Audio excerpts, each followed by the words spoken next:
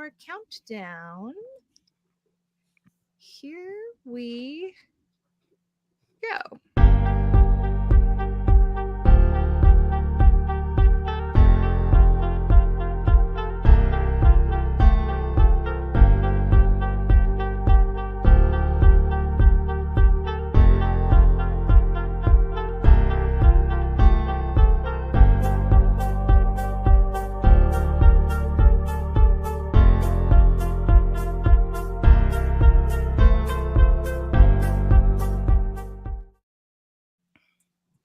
Welcome, everyone. We are here together on Moths to the Flame for a very exciting day, a debut day, which we love to celebrate. So thank you for joining me. We have the fabulous editor extraordinaire, Lindy Ryan. Welcome, Lindy.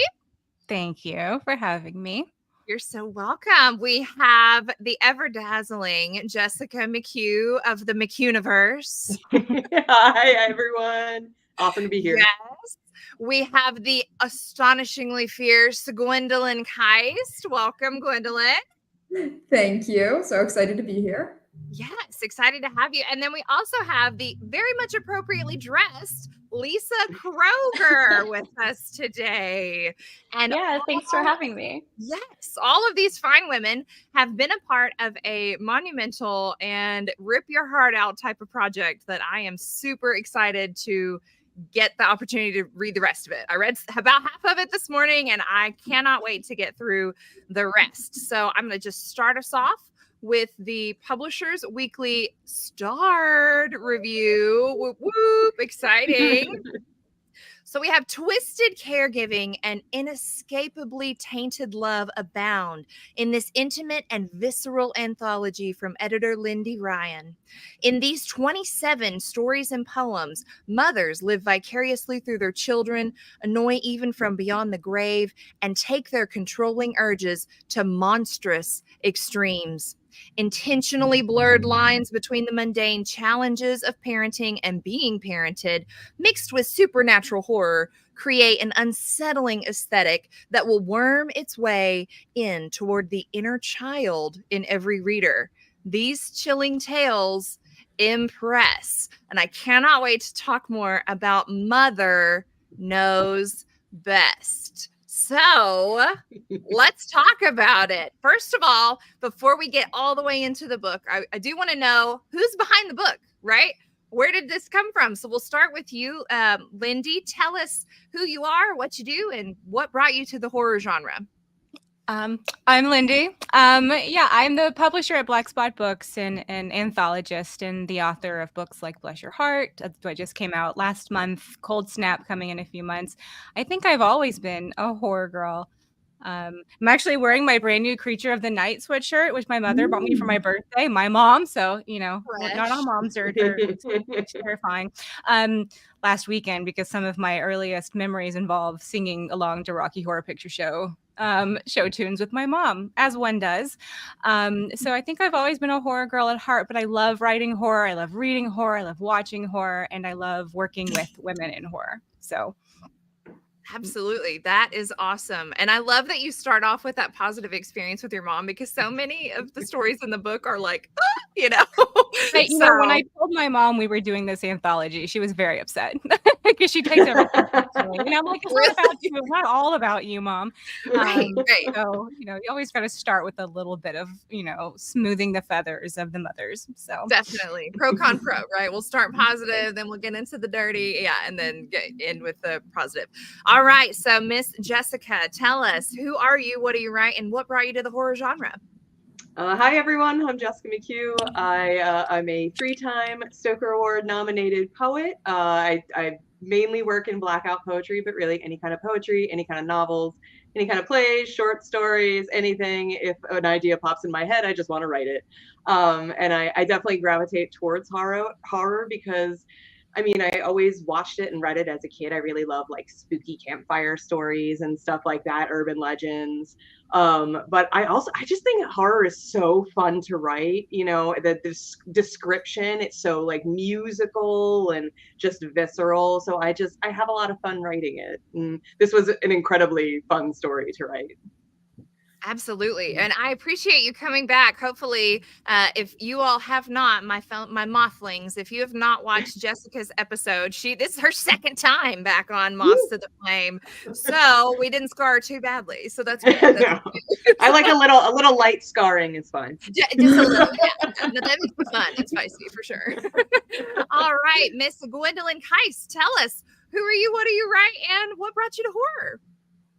Yeah, so I am a Stoker Award winner, Lambda Literary Award winner. My books include The Rust Maidens, Reluctant Immortals, Pretty Mary's All in a Row, and the very recently released The Haunting of Velkwood. So a lot of my stuff, fairy tale retellings, retellings in general, because my Reluctant Immortals was Dracula meets Jane Eyre in the 1960s. And so yeah, I just have always loved horror. It's been something I've been into ever since I was a kid. Some of my earliest memories are like Hammer horror movies. I just love, the whole gamut of horror. And yeah, so very happy to be here. Awesome. Well, we're excited to have you too, a fellow goth queen. I mean, the vibes in your stories, absolutely dripping with atmosphere and all that stuff I love. Absolutely. So awesome. All right. And last but very not least, Miss Lisa Kroger, tell us, who are you, what do you write, and what brought you to horror? Sure. I am a writer and a podcaster and an academic, and I've won a Stoker, a Locus, a Rondo Hatton Award. I've written mostly horror nonfiction, so Monster, She Wrote, and Toil and Trouble most recently. I don't get to write a whole lot of short stories, so I was very excited to get to do this. And then I also work with a group called Nick's Horror Collective, and we do a film festival for women filmmakers, which streams on Shudder. So that's a little bit about me. And as far as how I came to horror, yeah, I mean, it's this very similar story of I was raised on it. In fact, I remember my mother taking me over to my Meemaw's house, and she had no idea what to do with children. So she would sit me down in front of Vincent Price movies. And that's what I was raised on, essentially. Vincent Price and Elvira. And then, yeah, just couldn't escape it. It's fun. I think it's a great way to explore, some of the issues and problems and things I find scary in the world. So yeah, I love it. That is awesome. I feel like I had such a different experience from all of you because I was raised like super closed in, like religious background to the extreme, like the Carrie shirt, I identify. Okay. Like, whoa, yeah. So this is going to be a very cathartic read for me. I feel like it will be healing and therapeutic for sure. So, Lindy, my first question is for you. As an editor, what was your vision and curation process in putting together this anthology? What themes and narratives did you really hope to highlight going in the mother direction? Gosh, I really wish that I had a well-prepared, articulate answer, but the truth is it sounded like a great theme. And, we did Into the Forest, which was a women in horror anthology surrounding the Baba Yaga, stories and retellings and impacts. And so we started thinking about doing a second women in horror anthology, and I thought, what are, some things that I think really resonate with, in our experiences in our lives, and mothers came up.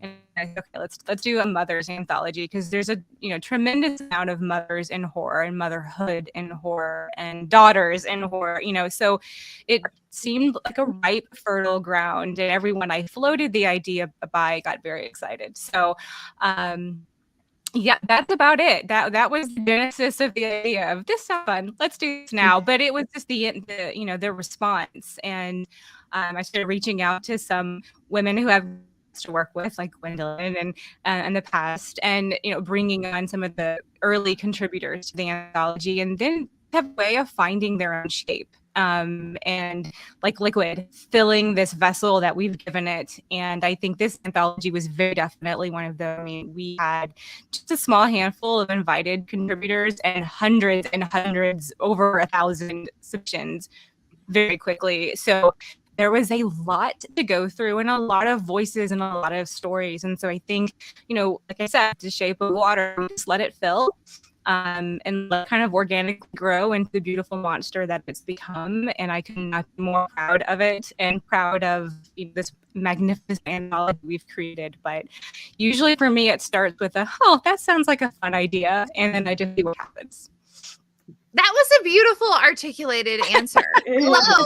Like, what are you talking about? That was awesome. And it was very, I think it was very similar to the opening that you have in the book as well, which talks about that relationship and kind of the draw from Baba Yaga and that motherly instinct there. And that was, I really think that summed it up nicely. So I would like to know from our panelists, what was your initial reaction when you heard, oh, the theme is mothers, and that you can go in a lot of directions there. And everyone did go in a lot of directions, I noticed as I was reading. So let's talk about that. Lisa, we'll start with you. What did you think? First reaction. Oh, man. Yeah, when I saw this, I remember sending it to a few friends of mine and being like, I can't imagine a book that was more made for me. As soon as I saw that, and I will tell you, I mean, my story is based on my mother. I called her up. I said, Mom, I'm writing a horror story that's based on you. And she was like, oh, great. Am I good or bad? And I was like, oh, you're terrible. And she was like, awesome. So there were no feathers ruffled. She thought it was great. But yeah, no, I was really excited. I think the mother-daughter relationship is such a loaded one. And there's so many different things you can kind of pick apart there. So yeah, I was really excited about this. Yeah. And I think that comes through in your writing too, because it was what an interesting story you had to tell. And we'll talk about your individual stories in just a moment, but very, very cool. Miss Gwendolyn, what was your initial reaction? I'm sitting here trying to decide how much I'm going to trauma dump on all of you. I am completely estranged from my mother and have been for about 1.5 years, and it was the best choice I've ever made. And so Lindy contacted me about 6 months into the estrangement. I'm like, oh boy, I got a lot to say. And so, that was really my first reaction. It's so funny because I always say I don't need to talk about this all the time. And then you ask me, what was your first reaction? And I'm like, that was it. Yeah. I love what you said, Lisa. It's a very, parental relationships are very complicated to begin with children. And they run a whole gamut of, what they're like. And so it was interesting because I love the fact that, this book is going to have so many different types of stories because there are so many permutations of those types of relationships. And I like the idea of giving space for all those different types of relationships because, there are complicated ones where there's every reason to stay in that relationship, even if it's difficult. But there's also ones where it's okay, it's run its course now. And the kind of experience that is, because we don't make a lot of space to talk about it. I always make the joke with my husband that it's most of the time people aren't going to ask you a question like this, so you don't need to dump it on somebody who's just standing in the checkout line. They don't want to hear that you don't talk to your mom, right? They're like, whoa, lady, I'm trying to check out in the grocery store, okay? But I do think fiction, literature in general, gives us that kind of outlet for us to talk about things that maybe there aren't easy outlets for otherwise. Because it's again, not everybody wants to hear about all your trauma. They got their own trauma, right? Everybody on this panel, we've all got our own problems.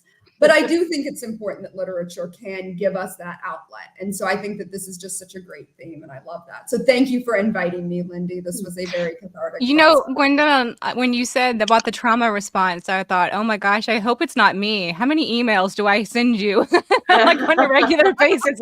Yet another email from Lindy's in my inbox.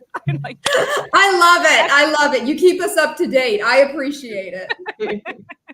Yes. And I want to say to Gwendolyn, I noticed from your story, let me think, what was the title? Your Mother's Love is an Apocalypse, right? Yeah. first of all, what an awesome title. And then we're going to talk more about the story, but I love that you brought up that it is a personal connection, because not only does it help you, but it can help other people that are maybe in the process of becoming estranged, or they're contemplating, is this relationship too toxic for me to continue? And so I think some of the, I'm not going to spoil the story, but you know, the events that happen in your story, that could help someone heal for sure. So I think that's great. What about you, Jessica? What was your initial reaction? Yeah, I mean, I was super jazzed. I already kind of had my eye on what the next anthology was going to be, because I started writing a Baba Yaga story, and then I had like deadlines that came up, so I never got to finish it. So I was like, you know. So I was like, I got to make sure to keep an eye on the next one. And then so much of what I write is family trauma and family situation stories. My gardening guidebooks trilogy is all like, you know, germinates from like a bad mom kind of relationship. So, and then spans generations. So as soon as anyone wants me to talk about bad moms or scary moms or relationships between mother and daughter or child and parent, I'm always on board, 100%. Awesome. So let's go ahead. That's going to just lead us right into our next question. What specifically inspired your gorgeous, I mean, dripping in prose, awesome. Hey, that's my name. I'm like, oh, so good. But tell us, what inspired your story? So when I was a kid, I think my mom was just trying to dissuade me from using like any kind of makeup or like adult makeup related things, because she told me when I asked if I could wear lipstick that it would strip all the natural color from my lips. Not eventually, like pretty immediately. Like acid lipstick or something? Yeah, it was like that's, and once you start using lipstick, you can't stop, because then everyone will know you no longer have any color in your lips. Okay, now I can find that though. Yeah, that sounds right, honestly. Yeah. I mean, so I that always stuck with me. Same thing with like eyelash curler. She said if you ever use an eyelash curler, you will rip out your eyelashes, no matter how old still you are. Like, you know, you will flinch and you will rip out all your eyelashes. And I'm like, okay, well, I won't do that. Makeup body horror. I know, right?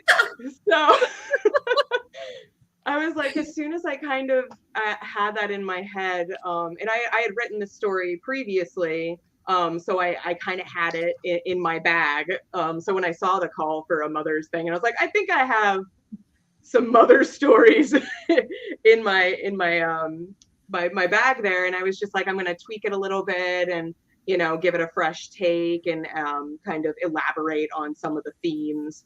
And then I just ended up like falling in love with this world and this mama character. And why was she so very protective of this, her favorite lipstick? And, you know, what are the consequences of using the lipstick? Maybe take the color from your lips, maybe a little more. Fascinating. The amount of twists that you packed in that story, I was like, this is a short story, but it feels like a novel condensed into the short story. I just, what a great opener for the entire book. Thank you so much. You are so welcome. So let's talk about your story. We're going to come back to you, Gwendolyn, and Mother is an Apocalypse. Yes.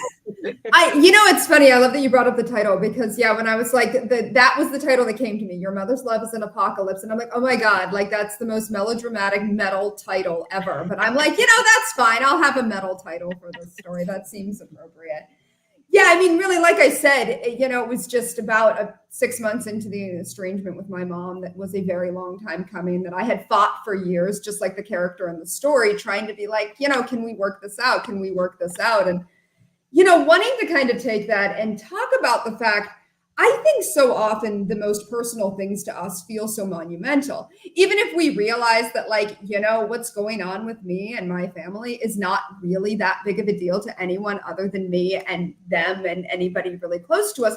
But to us, you know, your own world is your own world, right? And it's the main thing for you. And I thought, what if you take that and you actually really extrapolate it and say, what if it is the apocalypse for the world, for other people, the way it feels like an apocalypse for yourself, and kind of taking that metaphor and making it really big, making it really melodramatic. If you're going to have a metal title, let's make it a metal story, right?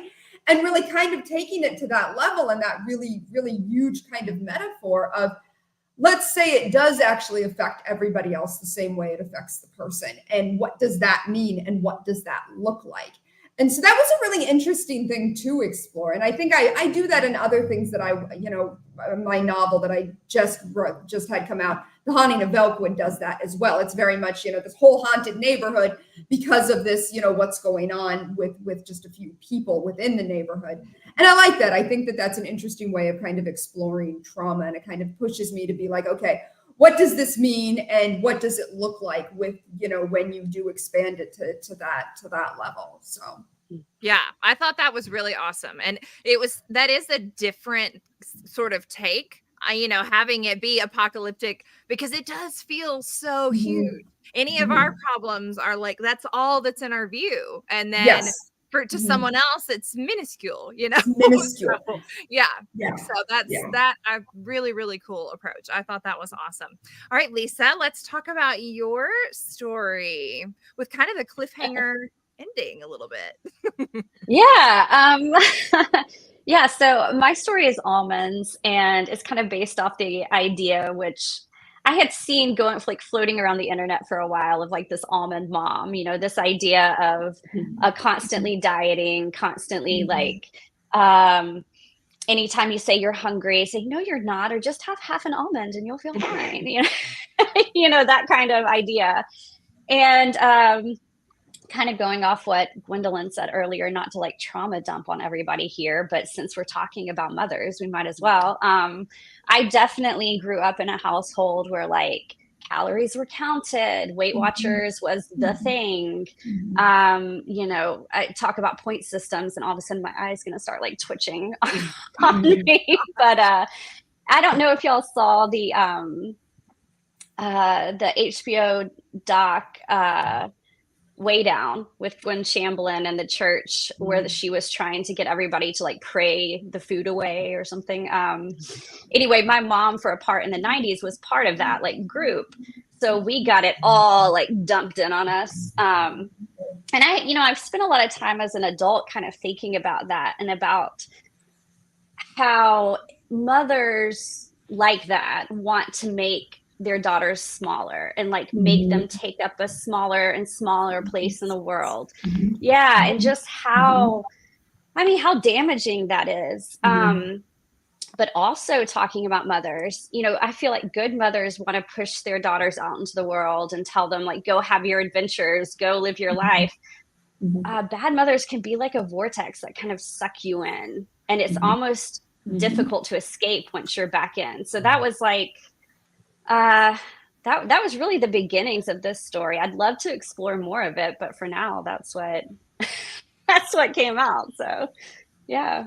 Yeah, I think that was great. And your story was very, towards the as we're seeing the almonds kind of, and I hadn't even made that connection with the almond mom, like of that, like, duh, I was just thinking, oh, well, you mentioned having the relationship with food, and I guess she's proud of me. And I thought, oh, there's some personal experience here, like I could tell it was coming through the story where you've dealt with that before. So that was really interesting. What about you, Lindy? I'm listening to all of these stories about the stories, and I'm like, okay, yeah, this is all tracking like really strong. And I'm like learning a lot about myself. And Mom, if you're here, there's an X on the top of the screen. Click it and leave. But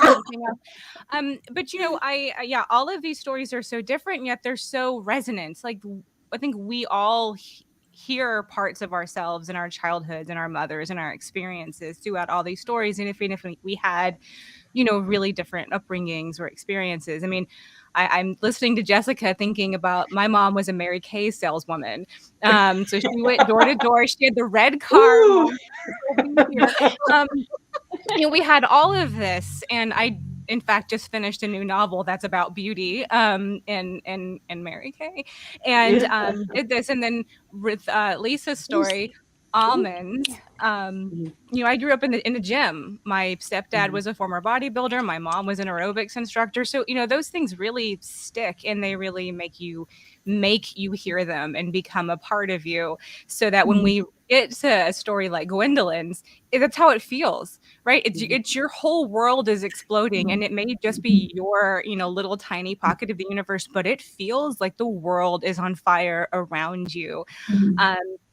And so in some, which is I think why Gwendolyn's story was the last story in the anthology, it's like, let's all explode together while we're here. Now that we're all, cindering, let's explode together, because that's really what it feels like. And when I'm working on women in horror projects, what I'm looking for is that sense of sisterhood. And, I think we find that time and time again by being vulnerable and sharing the horror of these experiences and talking about them boldly and powerfully, taking those deepest, darkest, scariest parts of our own lives and putting them on the page. And that's what I love most about horror. And it's what I love most about projects like this, is that we see ourselves and we find strength in community with one another. I love that. I so love that. So my next question is, I want to know, out of everyone on the panel, how many of here are mothers? Are mothers yourself? Anyone else? Okay, I knew I wasn't the only one. So then my next question is going to be for Lisa and Lindy. Do you feel like the relationship, I mean, of course, how do you feel like the relationship that you have with your mother, good or bad, impacts how you are as a mother? I know for me personally, there are a lot of things that I felt like I took as positives, and I'm like, I would like to implement that as a mother myself, but there are many, many other things that I'm like, we're not doing that. We're going to break that generational trauma right now. So what's your experience that you've had with that, and did that kind of play into your stories at all? So we'll start with you, Lindy. Oh, okay. I think I write a lot about intergenerational dynamics with the women in my family. And that was my debut horror novel that came out, Bless Your Heart, was these 4 generations of women, which are my 4 generations of family. I definitely grew up in a very strong kind of matriarchy situation. But when I became a mother, I was just very happy to have a boy because I did not feel as if I was equipped with the tools to break the generational curses. I think, I just turned 40, and I have a better relationship with my mother now than I think I've ever had in my life. My teens were atrocious. My 20s, we didn't speak to each other, most of them. 30s became like a parental switch where I got to be the parent, I think, for a little while with my mom. And now we're in a much healthier place. So it's been an evolutionary journey. And I think all of it has affected the kind of mom I wanted to be. So if I had a nickel for every time I said, I am not like my mother, or I'm not going to parent like my mother, there's also just as many nickels from me being like, I totally understand my mother, or I understand these things so much differently now. Like, your perspective changes. So yeah, it's the good and the bad. I think they all go together and they create something new, and it's how you apply that learning that is the true generational curse breaker, right? So, and yeah, I don't know. I do the best I can every day, and I hope it's good enough. And I'm sure my mom did that too. So that's the best I can do these days. What a healthy answer. I applaud you for that. Like, really, that is awesome. Well I'm working done. really hard. A lot of like skincare and self-care these days. Self-care, yeah. And then that term, it's like, that term is a triggering term in and of itself. When people are like, do the self-care, I'm like, who has the time? So yeah, very healthy, great answer. Lisa, what about for you? How does your relationship with your brother, how did it kind of inform your own mothering? Yeah. Well, I have 2 boys, and Lindy, I was the same way. I thought, I'm so ill prepared to raise a daughter. Although I do have a niece who I'm very close with, and so I've kind of gotten to experience some of that like generational trauma breaking through her. But I will say, yeah, as soon as I had my kids, and they're really close together. So I essentially had like 2 infants at once. And I just remember thinking, if I'm going to survive this, I have to get to therapy and like stay in therapy and work through some of this. But yeah, I think I was really cognizant of what I wanted to change, and really working through that, but also seeing a lot of what the good my mother and I, what we had together. We're really close today, and I think part of that is through my kids, because I can see, like, through whatever faults were going on, like when I was growing up, she, you know, never made me doubt that she loved me.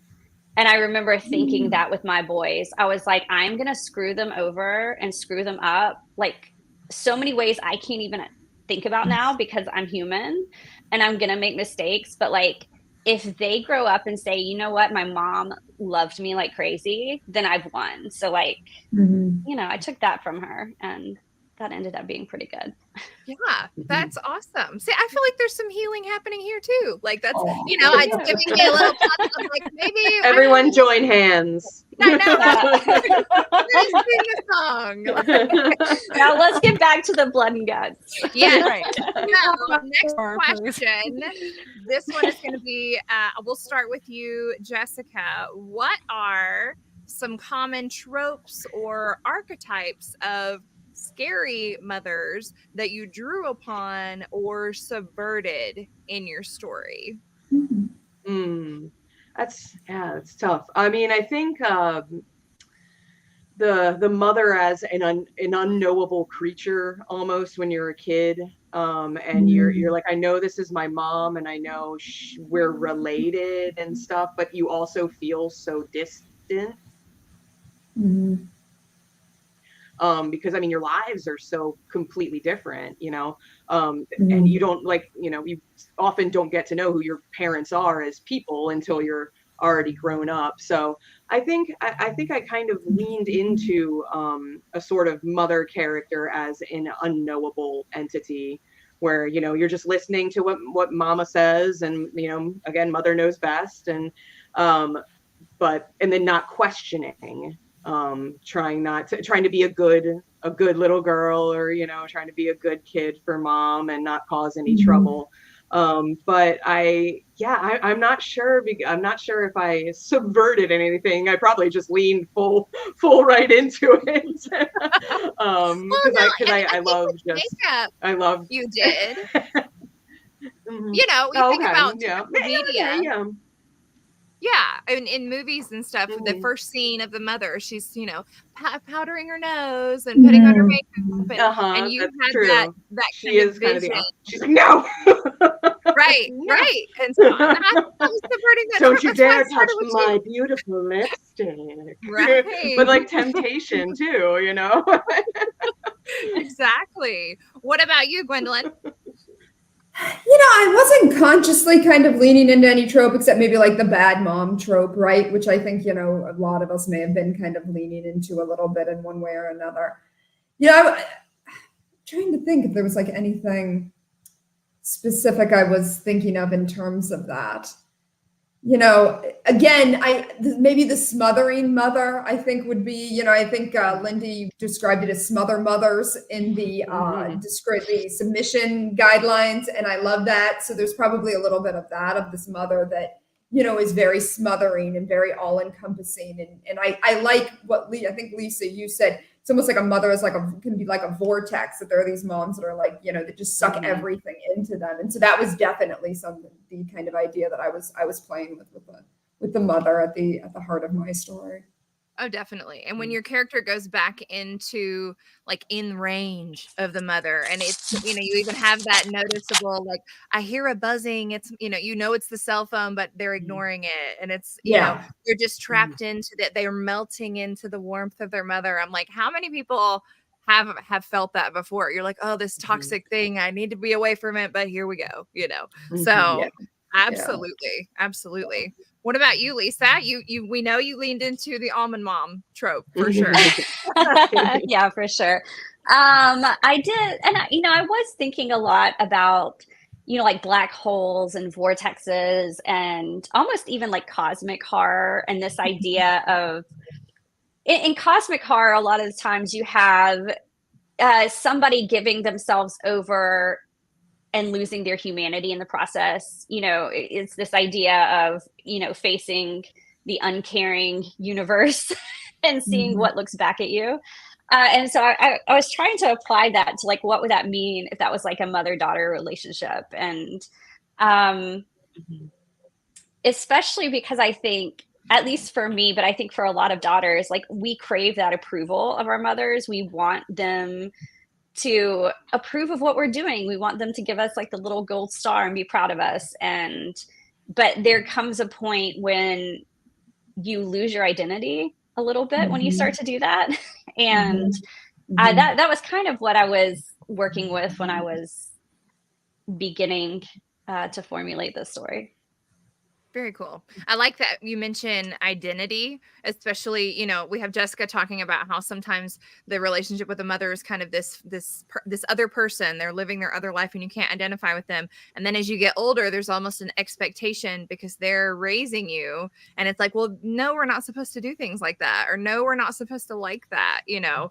And I know for me personally, I would try to sneak away in Books A Million and Barnes and Noble and go over to like the new age section, the spirituality, you know, like I was trying to be up in the witchcraft shit. Okay. And my mom was like, no, like, you know, it's like, that's not who you are. That's not how I'm raising you. And even now she just, I think a couple of holidays ago gave me something that was kind of like culty dark, you know, and she was like, I thought you might like this. And I'm like, oh, okay, all right, okay, 32 years, here we go. I think she's accepted it at this point. It's a failed venture, you know. So but it is, that's an interesting dynamic for sure. So let's now talk about the balance, because I feel like not only, Lindy, in the balance that you created, in the order that you put the stories that were chosen, first of all, out of the 1,000 submissions, that's wild. Let's talk about how you curated the balance of portraying that nuanced, multifaceted nature of motherhood, but also tapping into the unsettling, disturbing aspects.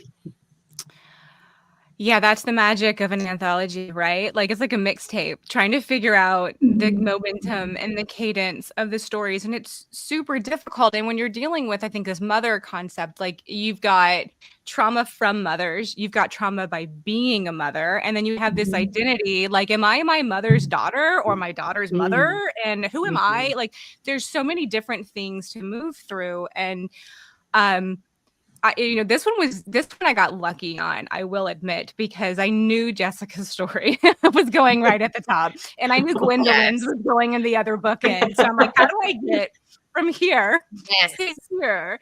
And this is the first time that we also included poetry inside a short story, fiction anthology. So they served as beautiful little interstitial kind of like palette cleansers to thematically move through the anthology, which was a tremendous blessing in disguise, because I kind of didn't know how that was going to go. I just realized like poetry is such a powerful medium to communicate. And some, when we did the Into the Forest anthology, I lucked out. Stephanie Wojtowicz wrote a story for the anthology, and she gave me a poem she had written, and she's like, while I was writing, this just kind of came out that I'd share. And I'm like, I need this in my life.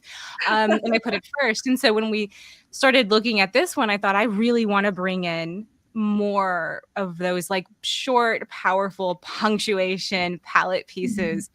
And that kind of helped me move through putting these just stories in order, because I want readers, as they're going through the stories, to feel like that ebb and flow of the positive and the negative, of the traumatizing and the healing, of the different facets and components. When mother is a big word, right? Big experience. So, I have this method whenever I'm working on an anthology, and I print all the stories and I put them on the floor in my living room, and I just stare at them for a solid week or so while yelling at everyone in my household not to walk on the precious pile.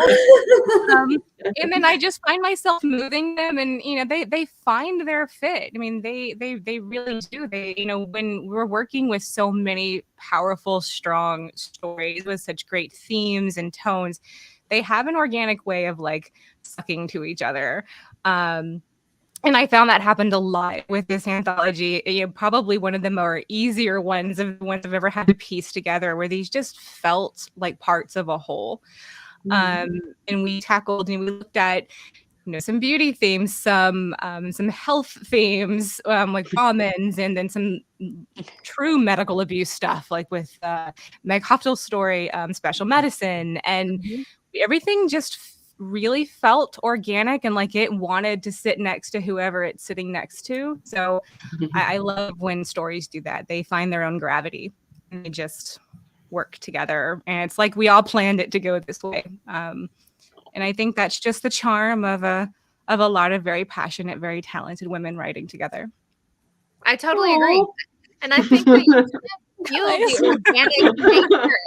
I mean, it does. It meshes together so beautifully, and it tells this nice, balanced story throughout it. So I want to go from kind of that overall view down to the story level. Gwendolyn, we'll start with you, talking about that balance between the motherhood relationship and then yours not just dabbling in you were like, let's fuck the whole town up. So tell us about that balance in your writing. Yeah, like I like that Lisa brought up cosmic horror, because I feel like the story is a bit of cosmic horror, of like this idea of these gigantic themes affecting us. Again, I mean, I think I mentioned it earlier, just about how something so big can be so personal, and trying to make sure that as this character is navigating the town and going back to try to kind of placate the mother, try to get the mother to not destroy the world, trying to keep it very personal and make it so, yes, it's this very big idea, but that personal, that kind of center of that is really that relationship, and how it's really shaped this protagonist, and how much it's really changed her life and then changed the life of everyone around them as well. So just, again, trying to keep it personal and trying to kind of keep it reflective of that relationship. Yeah. And I think you did an excellent job of that, and bringing in the side characters and how it's starting to impact their lives too. And you weaved a very like a little intricate web there of all of their relationships. So I thought that was good. That was really good. So Lisa, let's talk about your story, because I do feel like there was some quieter, looking at the whole and looking at the size of the whole. And it was kind of more like we're like getting our microscope out type of thing. So talk about your balance in the story.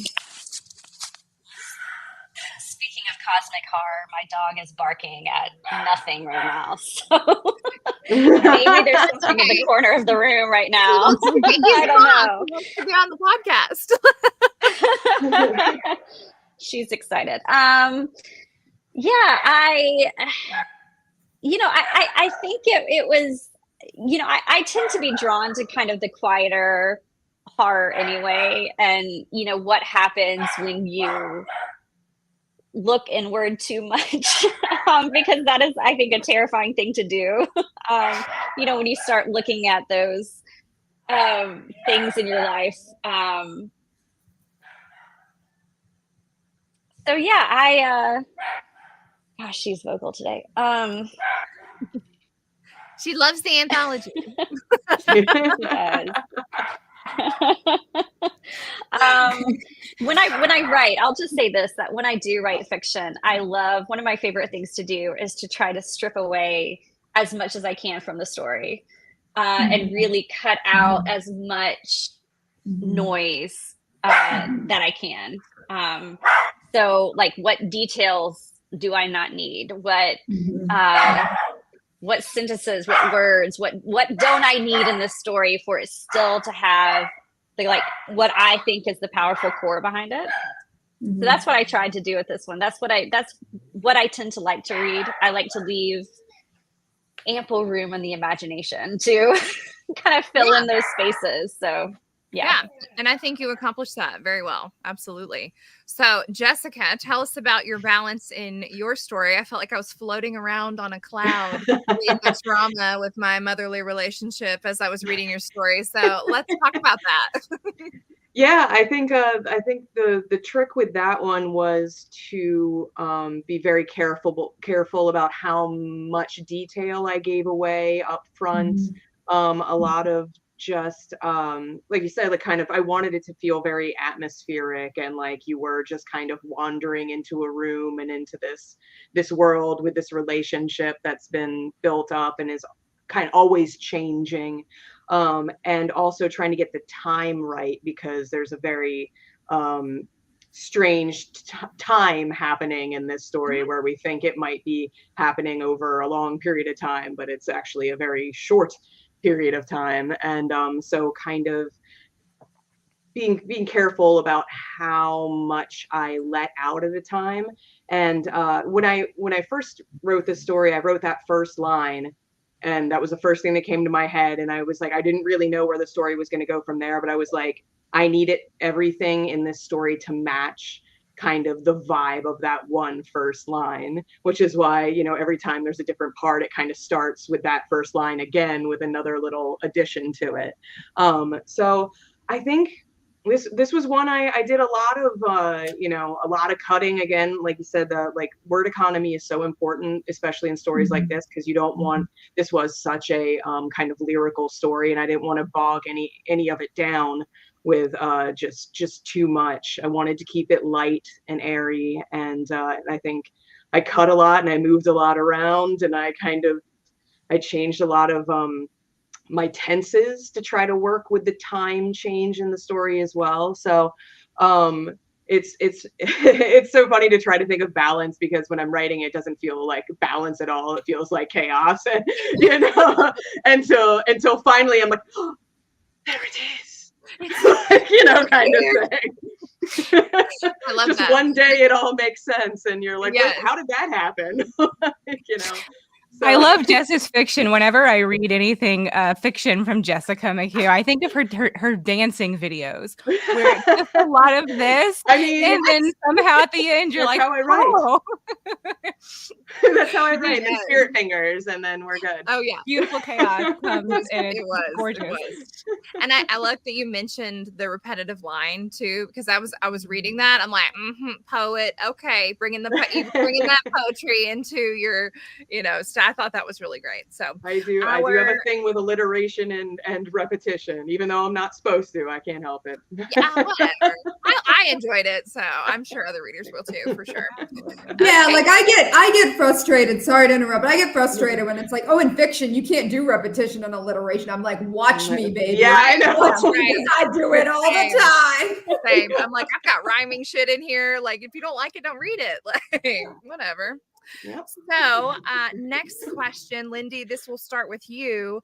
I would like to know how you see this anthology fitting into the broader landscape of women in horror and the exploration of maternal horror as a subgenre that we're seeing more of these days. Yeah. Oh my gosh, that's a big question. I think that horror is a woman's game these days. You know, there are some incredible women writing incredible fiction and poetry and nonfiction and dabbling in all the rest, and being able to bring those voices together and, you know, start telling a cohesive story, I think is really powerful and magical in its own way. And, you know, mother horror is not new, but I think the way we're telling it is new. The perspective and the voices. I mean, we all know Carrie's mom, whose name I've randomly forgotten, and Pamela Voorhees, and, you know, Mama Bates. And, you know, we know these like quintessential scary moms told from the perspectives of their sons or something, right? And so I think we're taking control of that conversation, and we're making it an authentic conversation in a way that it hasn't been before. And there are so many people out there writing incredible stuff and incredible kind of mother horror books. I just finished T. Kingfisher's House with Good Bones recently, and it was absolutely one of my favorite books that she's written.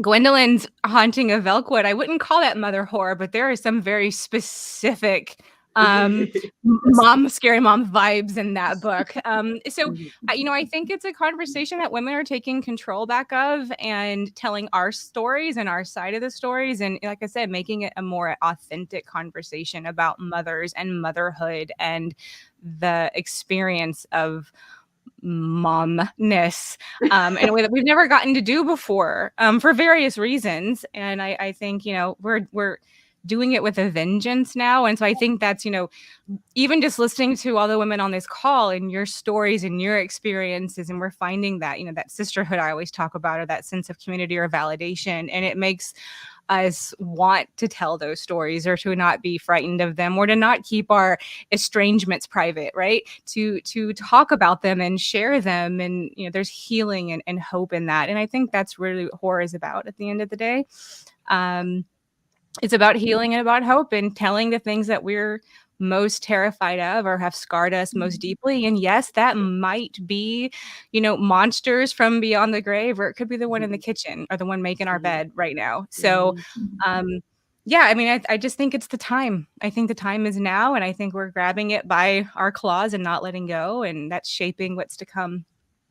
I love that answer, and that line of the monster under the bed or the one in the kitchen, deceased. What a good line. Wow, that's a powerful, I literally have goosebumps because I'm like, damn, that's powerful shit. Like, that's wow. So very, very awesome. We have 10 minutes left because I'm going to honor the time. We have a participant that has to go right at the time. So we have 2 questions left for each. I would like to hear from all of you. What do you hope that the readers of this story take away from your story, the anthology? What do you want them to take away from this? Gwendolyn, we'll start with you. I liked what you said about, maybe if other people are estranged from their family or have very low contact with their family, of being able to know estrangements can be something that are kept very quiet.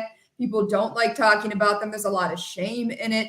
So for my story specifically, like, just the fact that relationships with mothers aren't always good, and that isn't the reflection of the daughters. And, you've got to find your own way through this world. Broadly for the book, just that there's so many different ways of having a relationship with a mother, and there's so many different types of mothers, and that there shouldn't just be one way of looking at it, because I feel like the root of so much misogyny and sexism comes from this idea that women are only certain things. They're wives and mothers, and that's it, and that's their primary role. And if we let them do anything else, it's always the central thing is this one idea of what a wife and a mother, in particular a mother, looks like. And the reality is it's a much, much bigger thing than that. And I love that this book explores it in so many different ways, because my thing always does that. Like, do you see how I go? That was cool. New author photo. Yeah. So, really just honoring that, and that, not only is it that mothers are such, complicated people, women are complicated people, because all people are complicated people, and really honoring that. So very much. Absolutely. What a great answer. Lisa, what about you?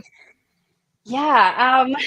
I've been thinking a lot about mothers in horror and kind of how they've always been there. And Lindy, you listed some of the iconic ones, but you look at Norman Bates's mother in Psycho, and it always seems like, and this probably is the baked in misogyny of our culture, but that mothers are blamed for so much of the just bad and evil in the world. When in reality, I mean, even Ed Gein, the real life serial killer that they based in part Norman Bates on, I've read a lot of stuff about him saying that, he had a terrible mother. He had mommy issues. And I thought, really, how terrible that she's being blamed for him doing such terrible, terrible things.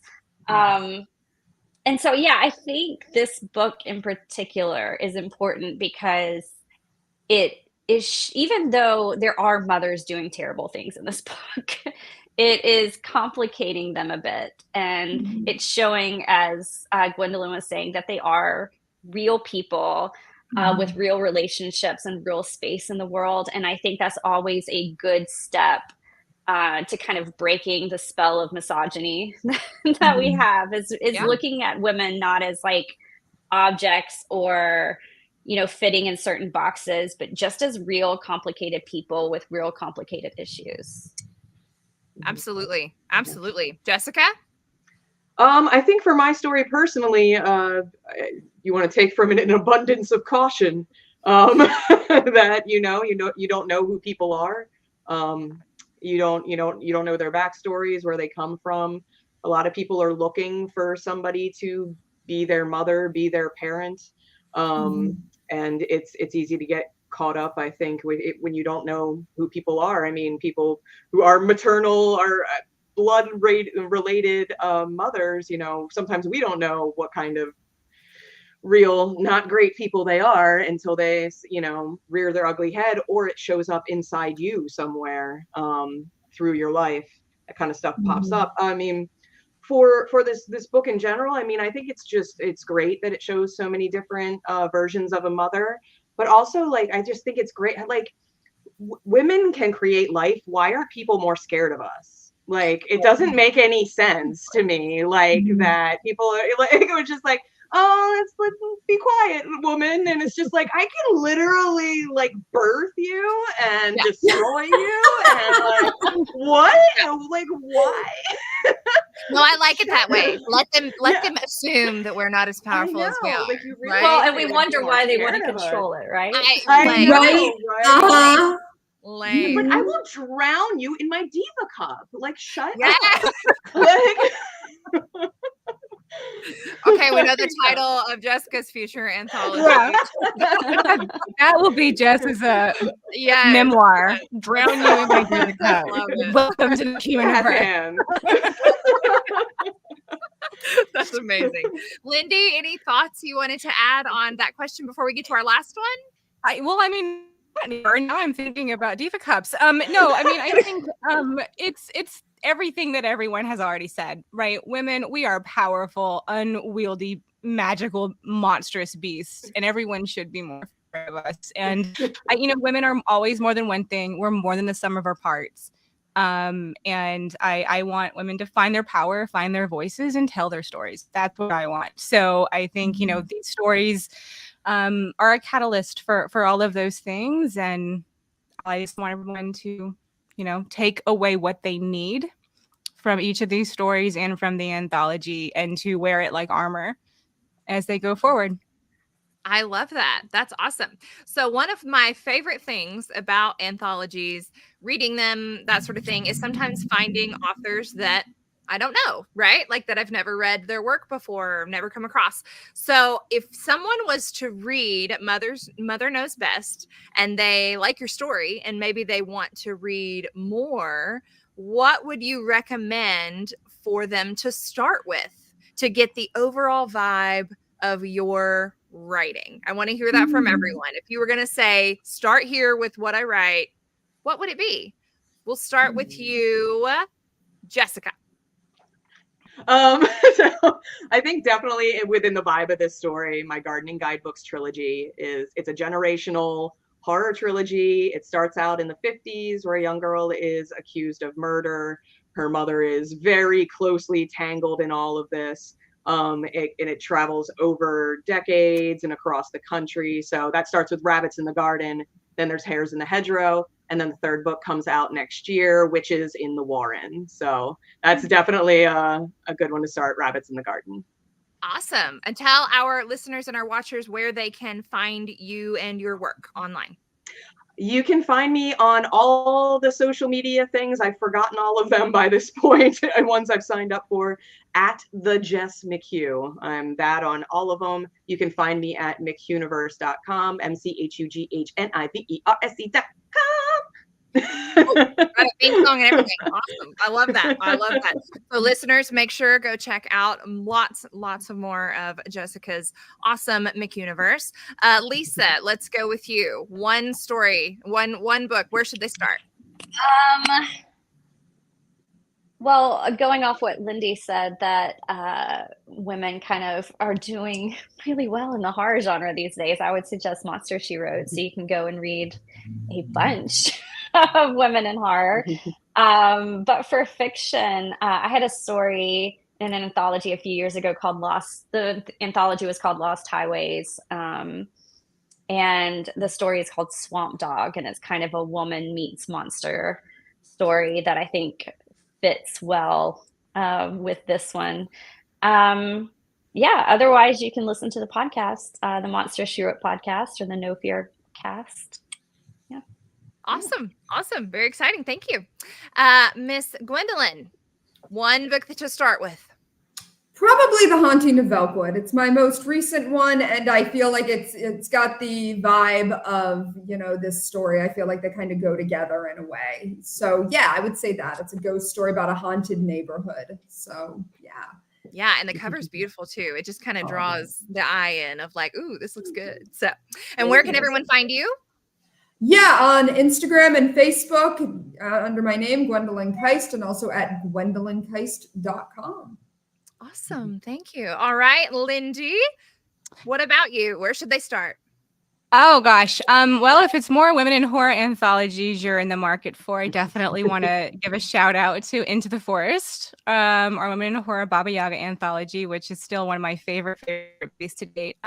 We have another anthology coming out later this year from Crooked Lane Books called The Darkest Night, which is also Gwendolyn's there. And so with some blackout poetry and look at scary seasonal stories. On the fiction side, my latest novel is came out last month, currently in development for television with the sequel coming next year. So that's a great place. I am atrociously horrible at social media, but I am on there at Lindy Ryan Writes, and which is also at .com will take you to my website.